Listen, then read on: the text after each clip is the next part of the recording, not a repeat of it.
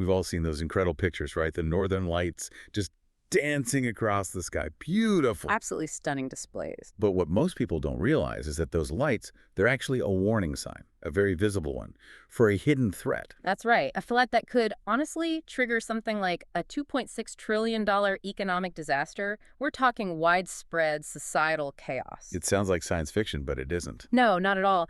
And that's why we're doing this deep dive today. We need to look at these recent extreme solar events. You know, the big G5 storm back in May 2024. And that G4R3 watch we just had in November 2025. Very intense. Exactly. We need to understand how this space weather, basically these energized particles screaming from the sun at, 45 million miles per hour, how it poses a real escalating threat to, well, everything, our digital world, our critical infrastructure. It's surprisingly fragile. And the stakes are just immense. Think about it. Our entire modern life depends on electricity and being connected. Totally dependent. If something like the Carrington Event from 1859 happened today, I mean, back then it just shocked some telegraph operators, caused a few fires. Annoying for them, sure, but manageable. Right. But today, it would be like an electrical tsunami hitting, a modern coastal city. It could lead to long-term systemic collapse. So that's our focus. The specific weak points, the electric grid, obviously, our communication systems, and crucially, what preparedness steps are, frankly, being ignored right now. Okay, so before we get to the grid falling apart, maybe let's just quickly understand the physics, what's actually happening up there to create those lights. Yeah, good idea. Because the aurora itself, that beautiful light show, it's basically the visual proof that a huge burst of solar energy has actually gotten past Earth's defenses. So the sun has these eruptions, right? Like coronal mass ejections, CMEs. Exactly. Huge clouds of electrically charged stuff get thrown out into space. Our magnetic field, our magnetosphere, it acts like a shield. It deflects most of it. But not all of it. No. Some particles get funneled down towards the poles along the magnetic field lines. Okay. And when those high-energy particles slam into the gases in our upper atmosphere, they excite the atoms. Think of it like how a neon sign works, just on a massive scale. Okay. Makes sense. And when those atoms calm down, they release that extra energy as photons, as light. And that light, that's the aurora. We hear about things like a G5 storm. What does that actually mean? Right, so there are scales for this. G is for geomagnetic storms, that's the grid impact. R is for radio blackouts.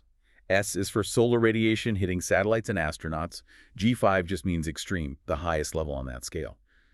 Serious stuff. And the colors, did they tell us anything? I mostly see green in pictures. Green's the most common, yeah. That's oxygen getting excited maybe 60 to 190 miles up. It's also what our eyes happen to see best. But sometimes you see red, right? Especially further south than usual.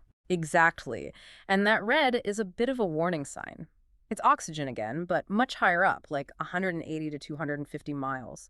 Seeing red, especially far south, like in Alabama or Florida during big storms, means there's a lot of energy coming in, pushing that whole auroral display much further towards the equator. It signals a more severe storm. Okay, so more red equals higher risk, generally. Generally, yes. And the key thing to remember is this isn't just some random threat. It follows a cycle. The 11-year solar cycle. Right. And we're currently in a solar maximum peak activity, which means, unfortunately, the chances of seeing those intense colors and, more importantly, experiencing those potentially damaging extreme storms is significantly higher right now. We have to operate as if a big one is possible. Which brings us neatly to where all that energy goes after the light show, the hidden part, the dangerous part. The geomagnetically induced currents, or GICs.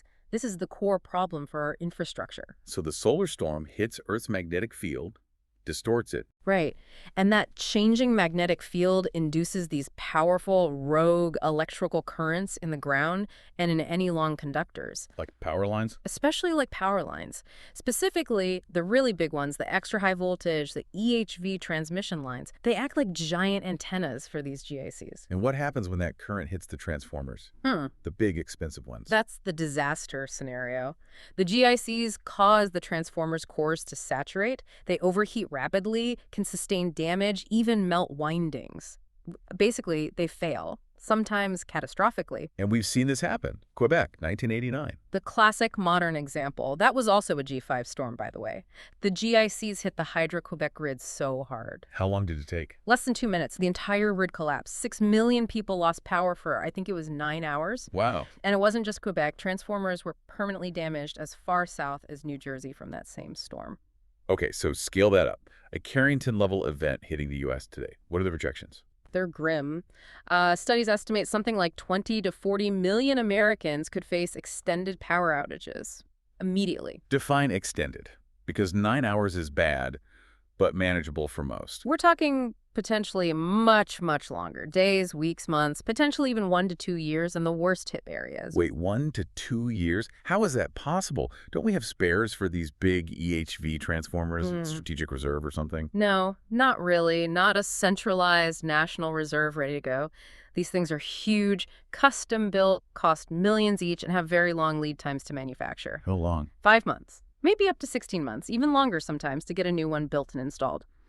If dozens or hundreds go out simultaneously across a wide region, you see the problem. There just aren't enough spares sitting around. Okay, that's potentially society-altering. Years without power in major areas. The economic cost alone is estimated between $0.6 and $2.6 trillion, with a T, just for the U.S. And it wouldn't hit everywhere equally, right? No. Some places are more vulnerable. Definitely. The highest risk seems to be concentrated in areas with certain geological conditions and where the grid is most stressed. Think the Atlantic Corridor, D.C., up through New York City. Very dense population, critical economic hub. Also parts of the upper Midwest, like Michigan, Wisconsin, and even the Gulf Coast. We're leaving the economic heartland incredibly exposed. That's the concern, yes. And beyond the grid, there's the digital collapse that happens almost instantly. Satellites. Satellites. Modern life runs on them. Communications, weather, finance, military, everything. So what do these storms do to them? You mentioned the S scale for radiation? Right. A severe S5 extreme solar radiation storm can fry satellite electronics, damage solar panels permanently, corrupt memory, cause loss of control, basically turn multi-million-dollar assets into space junk. And the G scale storms, the geomagnetic one? They cause problems too. Extensive surface charging, which messes with orientation and tracking, makes it hard to point antennas correctly, disrupts communication links, but the impact everyone would feel immediately. GPS goes haywire. Because the storm messes with the ionosphere, that layer the signals pass through. Exactly. The plasma in the ionosphere gets highly disturbed. So your standard GPS, normally accurate to maybe a meter or so. Yeah. During a severe storm, that error can jump to tens of meters, maybe more. Useless for anything requiring precision. Like farming, construction, shipping. All of it. And high-precision systems, the ones that need centimeter-level accuracy, they might just lose signal lock entirely. For days during a really big G5 event, navigation basically collapses. And then there are the radio blackouts, the R scale. Yeah, solar flares, the initial burst of X-rays, cause those almost instantly. The FCC even noted that the May 2024 storm caused major problems for high-frequency HF radio. Which is used for what again? Long-distance stuff, planes over oceans, ships at sea, emergency communications, some military comms. So at R5, an extreme blackout. That's the worst. It causes a complete HF radio blackout across the entire sunlit side of the Earth, lasting for hours. Just gone. Instantly gone. No radio contact for any plane or ship in that huge area.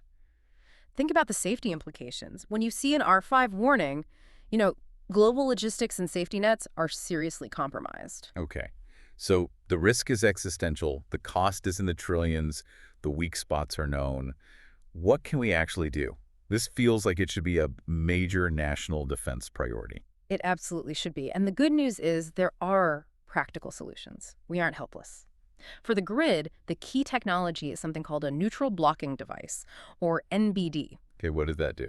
Think of it like a firewall for the transformer. It sits between the transmission line's neutral point and the ground. It detects those damaging GIC currents and blocks them. It redirects the harmful DC-like current through a capacitor bank, preventing it from flowing into the transformer and causing damage. And this actually works. It's not just theoretical. Oh, it's proven.